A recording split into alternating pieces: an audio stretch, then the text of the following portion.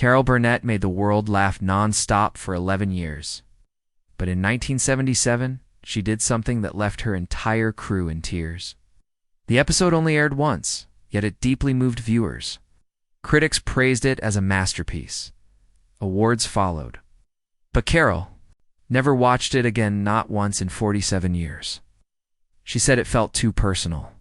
The sketch hit a nerve so deep she couldn't bring herself to see it.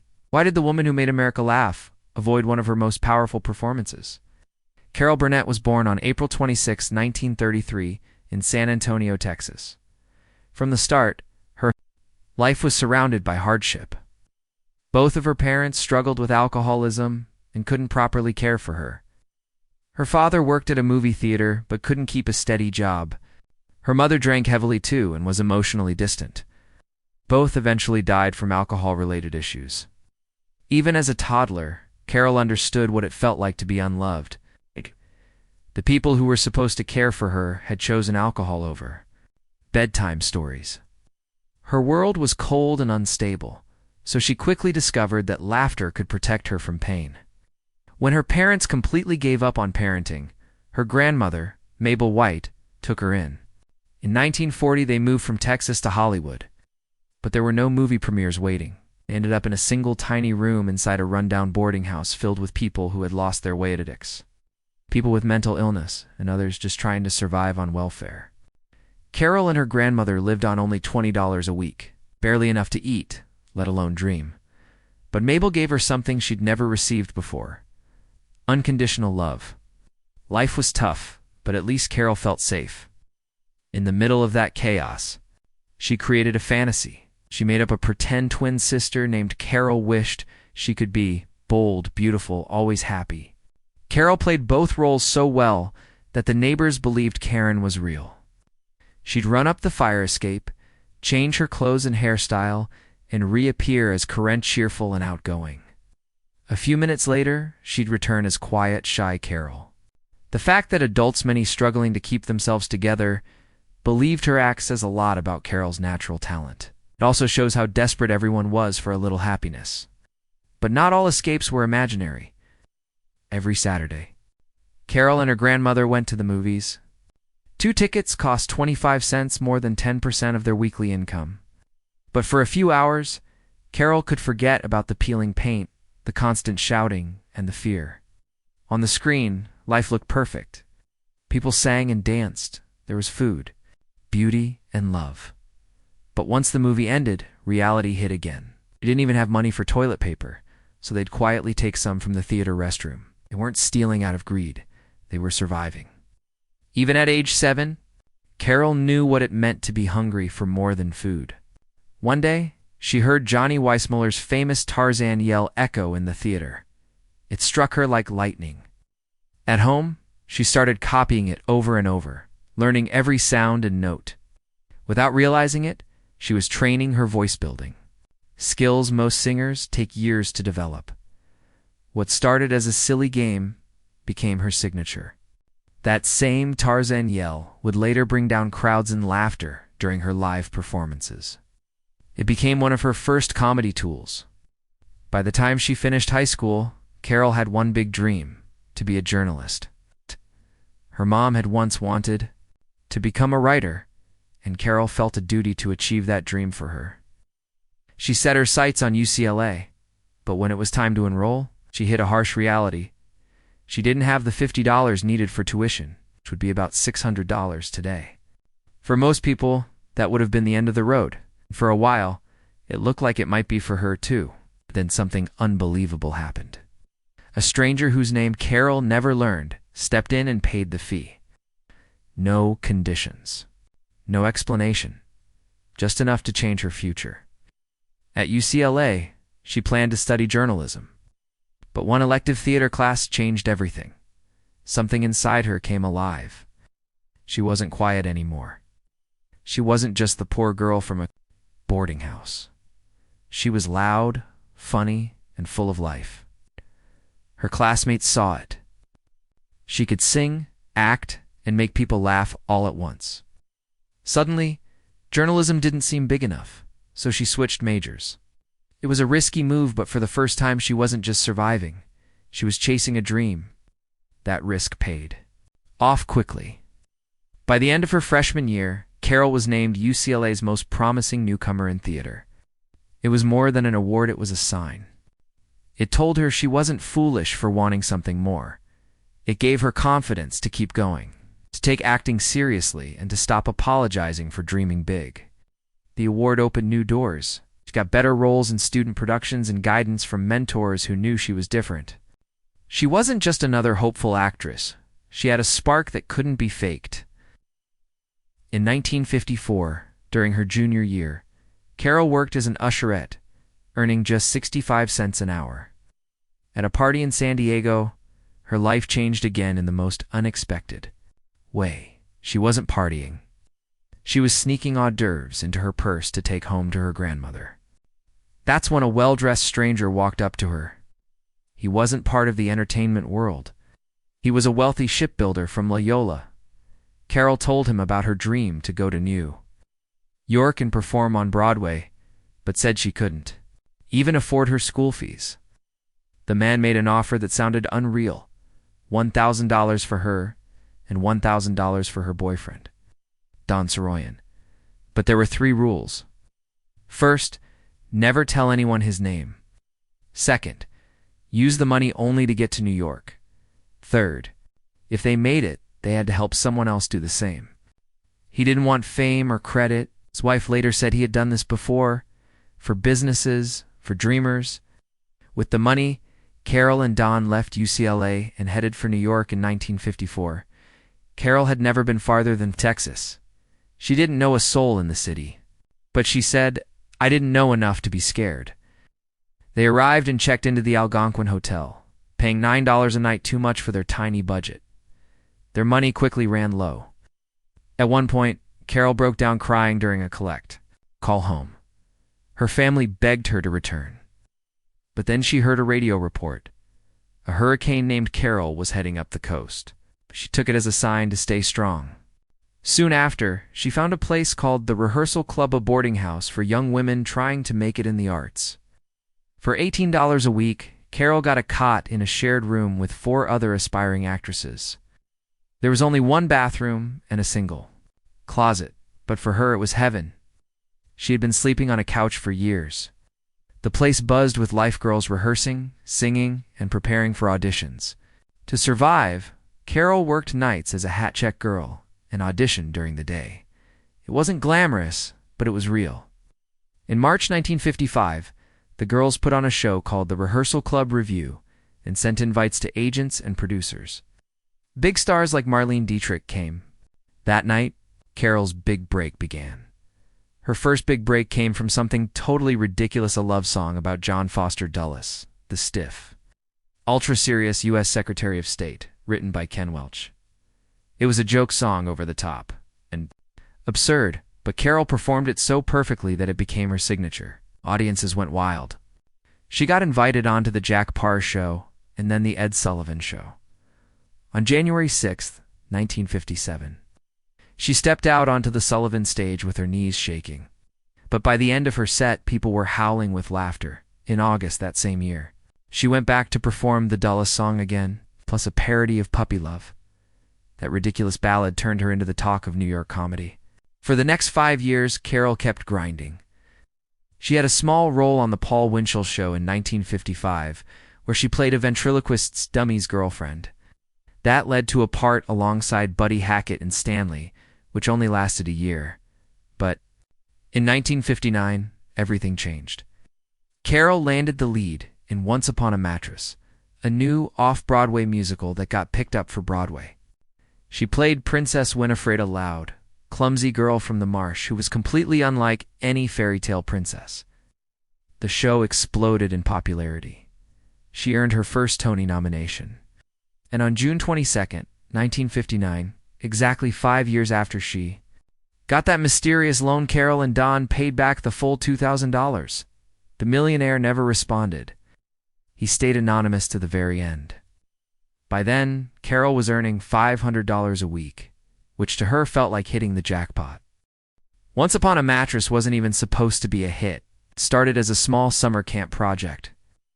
Critics didn't love it when it debuted on Broadway in May 1959, but audiences did. The show ran for 470 performances, moving from theater to theater. Carol's performance made the difference. When she left the cast in June 1960, the show collapsed within a week. Her replacement only lasted 8 performances before it closed completely. Carol had become irreplaceable. Then came the Gary Moore Show. From 1959 to 1962, Carol went from rising star to full-on television powerhouse. She won her first Emmy in 1962. Her cleaning lady character became iconic. But the real impact of that show was in what it taught her. Gary Moore's Unrehearsed Q&A warm-ups inspired the live audience interactions that would later define the Carol Burnett Show. The show also helped launch other major stars, including Don Knotts and Jonathan Winters. It ran from 1950 to 1967 and became one of the most influential variety shows ever. For Carol, it was a masterclass in timing, character, and risk. In 1962, something magical happened again, this time at Carnegie Hall. CBS was hesitant to let her do a special with Julie Andrews. They said Julie wasn't famous enough, and Carol was already on TV every week. But one night after a promo event, the two executives in charge, Michael Don and Oscar Katz, saw Carol struggling to get a taxi. She joked that a truck driver would probably give her a ride home instead. Moments later, a truck actually pulled up and offered her a lift. The execs took it as fate. The show got approved. That special Julie and Carol at Carnegie Hall won 3 major awards, including an Emmy and a Rose d'Or. Columbia Records even released a soundtrack that hit number 85 on the charts, but nothing compared to what came next. On September 11, 1967, the Carol Burnett Show premiered Dan With It. Television changed forever. Carol broke through a wall no one thought a woman could break. For 11 straight seasons, from September 11, 1967 to March 29, 1978, the Carol Burnett Show pulled in 30 million viewers every single week. That wasn't just good, it was historic. Few shows have ever reached that kind of audience. It became more than entertainment, it was an event. Time magazine even named it one of the 100 best television shows of all time. TV Guide placed it at 17. Variety ranked it 23. That's how big it was. But this wasn't just about big numbers. The show changed television itself.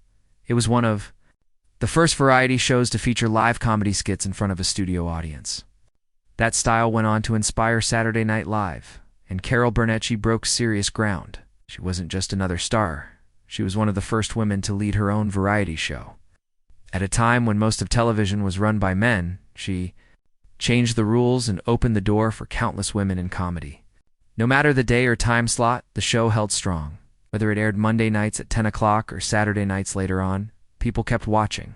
That kind of consistency is rare. And it wasn't just the fans who noticed. During its 11-year run, the Carol Burnett Show won a jaw-dropping 25 Primetime Emmy Awards. That's right, 25. The awards weren't all in one area either. The show won for writing, musical material, choreography, and of course, Best Variety Series. Harvey Korman picked up 4 Emmys of his own in 1969, 1971, 1972, and 1974 for Outstanding Supporting Performance. Tim Conway also won 4 for acting and 1 for writing. Even the show's final season in 1978 went out with a bang, sweeping multiple categories, including Best Variety Series. And it didn't stop there. Carol Burnett herself took home to Golden Globes for Best Actress in a Comedy or Musical in both 1977 and 1978. The show also won the People's Choice Award for Favorite Variety Program 3 years in a row in 1975, 1977, and 1978. That kind of sweep across so many different awards solidified its place as TV royalty. Most variety shows since then haven't even come close. But behind the scenes, not everything was laughter and applause. During the show's 7th season, Harvey Korman nearly walked away for good. That week's guest stars included Tim Conway and singer Petula Clark, 2 of the kindest people in showbiz. But Korman wasn't in the mood. During rehearsals, he was rude and irritable. Carol Burnett usually let things slide, but not this time. She pulled him aside after the Friday night taping and asked what was going on. Corman gave a brutal answer. "I'm just not happy here," he said. Then he slammed the dressing room door in her face. That was it. Burnett called his agent and fired him. But over the weekend, Corman changed his mind. He begged for another chance. Burnett agreed, but with one condition, she told him Monday. "Morning, I want to see you skipping and whistling down the hallway at CBS." And that's exactly what he did. When he stepped off the elevator Monday morning, he was skipping and whistling. Burnett burst out laughing and had a plaque made for his door. Mr. Happy-Go-Lucky, Corman stayed with the show through season 10. Then came Tim Conway. Conway was the wild card. He had a rule: never go all out in rehearsals. He saved his best bits for the live tapings, even if it threw everyone else off. "Some of it comes on the spur of the moment," he once said. "And some I keep in the back of my mind." That strategy meant every performance was fresh and totally unpredictable.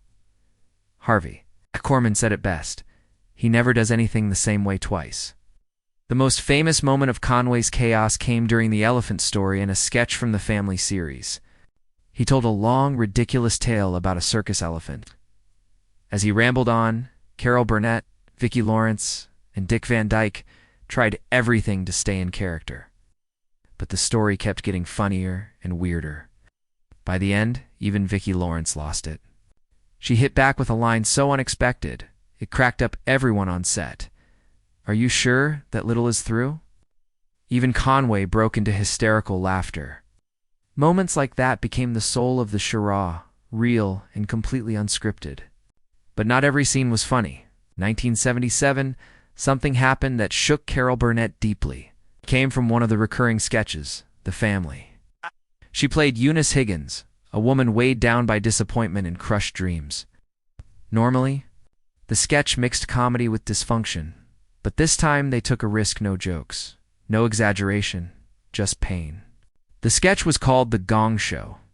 In it, Eunice believes that singing her feelings on a talent show will finally launch her to fame. Instead, the judges mock her. One of them was played by real-life game show host Alan Luton. Burnett played the role straight, no funny accent, no silly movement, and by the end, the entire crew was close to tears. When the episode aired, it didn't lose its punch. The camera pulled back slowly on Eunice's tear-streaked face as the lights dimmed. No music, no laughter, just heartbreak. Viewers were stunned. Critics praised it, but Burnett never watched it again. In a 2010 interview, she said it was too real. Eunice's pain felt like my own. It's because it was real. Burnett had grown up in poverty. She knew what it felt like to dream big and get laughed at. That sketch hit too close to home. She later explained her feelings in an interview with Harper's Bazaar. "I'm glad we did it," she said, "but it wasn't what our show was about. We were there to make people forget their troubles, not remind them." Still, the sketch left a mark.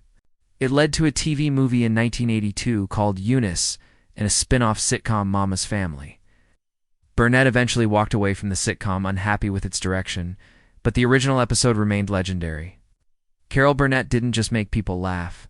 Behind the scenes, her life was full of heartbreak, chaos, and family battles that would have broken most people. It all started in college when she met her first husband, Don Soroyan. They were young, in love, and both dreamed of making it big in show business. He was born in Omaha in 1928 and had big Broadway ambitions.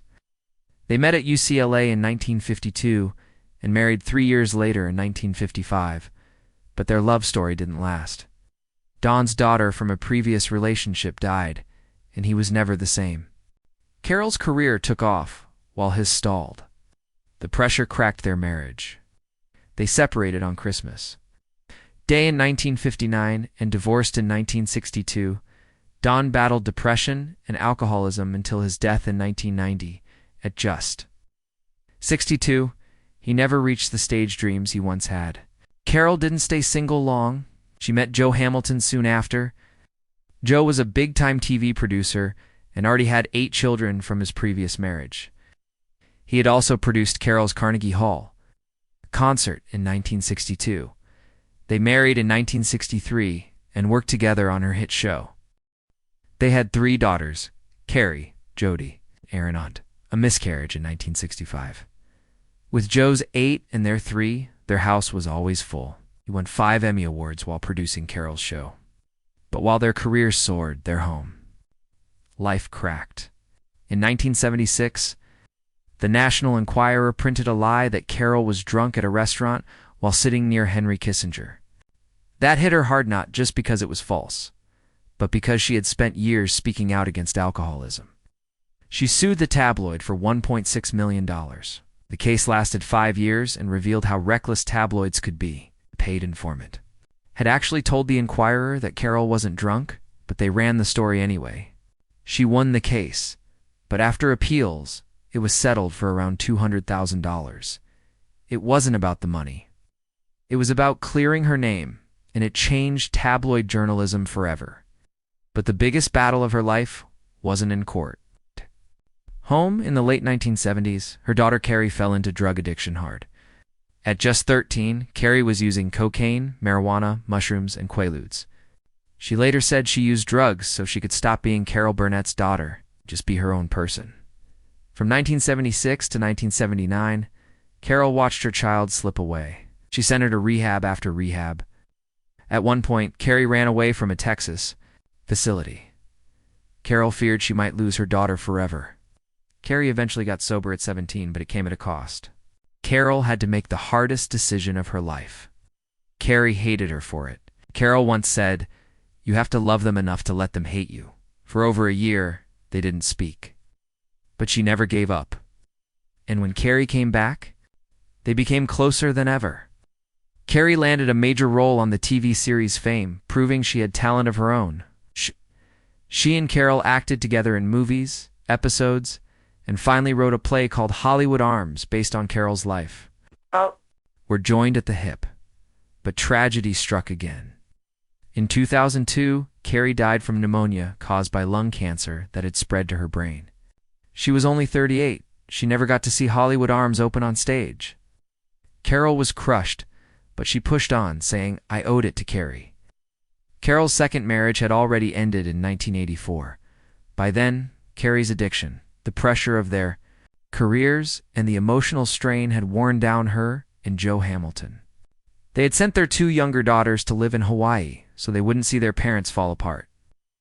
After the divorce, Joe stayed close to the family until he died of cancer in 1991. But even after 2 marriages and 2 massive heartbreaks, Carol found love again. In the late 1990s, she met Brian Miller while performing in Long Beach. He was 23 years younger, but that didn't matter. They got married in 2001. She was 68 and he was 45. Just 2 months later, Carrie died. Brian helped Carol get through the darkest time in her life. He encouraged her to finish Hollywood Arms, and they've stayed together ever since. In the 2020s, when Carol's youngest daughter, Erin, was battling addiction and couldn't care for her own son, Carol and Brian stepped up. They took custody of their grandson, Dylan. Erin's addiction had become a 19-year nightmare. She'd been in rehab 8 times, spending nearly 240 days institutionalized. The courts got involved when Erin's home became unsafe for her son. In July 2020, Erin sent suicide threats to her children. Police had to step in, and she was placed on a psychiatric hold. Carol filed for legal guardianship of Dylan shortly after. Within weeks, the court gave Carol and Brian temporary custody. Once again, she was stepping in to protect her family even when it broke her heart. Carol Burnett stunned everyone when she appeared in the final season of Better Call Saul. She was 89 years old, but her acting was sharper than ever. She played Marion, a kind but sharp elderly woman who slowly uncovered the truth about Saul Goodman. In the episode Waterworks, she sat quietly in her kitchen, using Ask Jeeves to dig into Saul's lies. What she found changed everything. "Trusted you." That moment was unforgettable. Saul panicked. The tension built up until she delivered a single line that crushed him, even considered silencing her forever. The show's co-creator Vince Gilligan later admitted that, writing a scene where Saul thought about killing Carol, Burnett's character felt awful. "She's an American treasure," he said. But that's what made it so powerful. Her quiet, strength and trembling voice made viewers sit on edge. Then she calmly hit her life alert button and turned Saul in. Critics called it one of the most chilling and brilliant moments in the show's history. That wasn't the only time Burnett surprised people with her range. Back in the 1990s, she joined the cast of Mad About You as a guest star. The show was already a hit, starring Paul Reiser and Helen Hunt, but Burnett's performance as Teresa took it to another level. In 1997, she won the Emmy for Outstanding Guest Actress in a Comedy Series. That win proved she wasn't just a sketch comedian. She could handle modern sitcoms just as easily. Her scenes felt real, natural, not the loud, physical comedy from her variety show days. It was quieter, smarter, and deeply funny. She won the American Comedy Award for her guest role 2 years in a row. That wasn't luck, it was skill built from decades in front of an audience. And those 2 awards were just part of her massive total of 25 Emmy nominations throughout her career. In the 2000s, Burnett's voice took over where her physical comedy left off. She jumped into animated films, lending her voice to colorful characters that lit up the screen. Her biggest success came in 2008 in Horton Hears a Who, a CGI adaptation of a Dr. Seuss classic. She acted alongside Jim Carrey and Steve Carell, and the film became a global hit, pulling in $298 million on an $85 million budget. Years earlier, in 2001, she voiced Mrs. Hammerbetham in The Trumpet of the Swan, teaming up with Reese Witherspoon, Jason Alexander, and Mary Steenburgen. These roles introduced her to a whole new generation of kids who had never seen The Carol Burnett Show, but her voice carried the same warmth, charm, and wit. She didn't need to be on screen to make an impact. Her voice did all the work. Burnett's return to Broadway at the end of the 1990s felt like a homecoming. She starred in Stephen Sondheim's musical Review, Putting It Together, which opened at the Ethel Barrymore Theater on November 21, 1999. It ran for 101 performances and 22 previews. Burnett played the wife, standing beside theater greats like George Hearn, Ruthie Henschel, and John Barrowman. It had been 30 years since she last performed on Broadway, but when she hit the stage, it was like she never left. The show was even filmed live for television and home release, capturing moments both polished and unscripted. Like when her skirt fell during a scene and she turned it into a gag mid-performance. Even critics who gave the overall show mixed reviews had nothing but praise for Burnett. She handled Sondheim's complicated music with ease, proving her stage presence was still unmatched. And just when people thought she had done it all, Carol Burnett reappeared, this time on Apple TV Plus in 2022 to 2024. She starred in Palm Royale as Norma Delacorte, a wealthy Palm Beach woman who spends most of the series in a coma until she suddenly wakes up. The role demanded a lot. Not only did Burnett have to perform physical comedy, she also had to create a kind of gibberish dialogue to mimic someone just regaining speech. She made it all up on the spot. That level of improvisation isn't easy at any age, but Burnett was 91. Her work earned her a nomination for Outstanding Supporting Actress in a Comedy Series, making her the oldest female nominee in Emmy history. The show premiered on March 2024 and went on to earn 11 nominations. The cast was packed with stars Kristen Wiig, Ricky Martin, Laura Dern, Allison Janney, but Burnett still stood out. And once again, new viewers discovered a woman who had been entertaining the world for over 7 decades.